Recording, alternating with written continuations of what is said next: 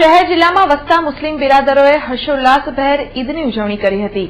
પવિત્ર રમજાન માસના પ્રારંભ સાથે ઈદની આતુરતાપૂર્વક વાટ જોતા મુસ્લિમ બિરાદરોની ખુશીનો દિવસ ગત રાત્રે ચાંદ દેખાતા આવી ગયો। આજે શહેર અને જિલ્લામાં વસતા લાખો મુસ્લિમ બંધુઓએ ઈદ મનાવી।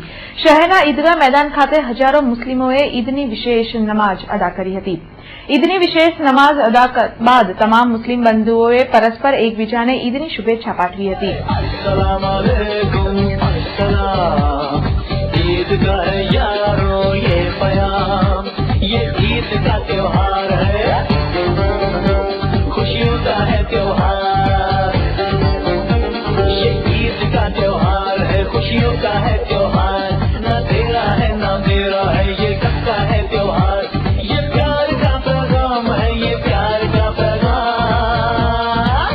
मुबारक ईद मुबारक, मुबारक ईद मुबारक। ઈદના ઉત્સવમાં મુસ્લિમ બિરાદરો સાથે શહેર કોંગ્રેસ પ્રમુખ નરેન્દ્ર રાવત, વિપક્ષ નેતા ચંદ્રકાંત ભત્તુ, ચિરાગ ઝવેરી સહિત અગ્રણીઓ જોડાયા હતા અને ઈદની મુબારકબાદી પાઠવતા કોમી એકલાસનું વાતાવરણ સર્જાયું હતું।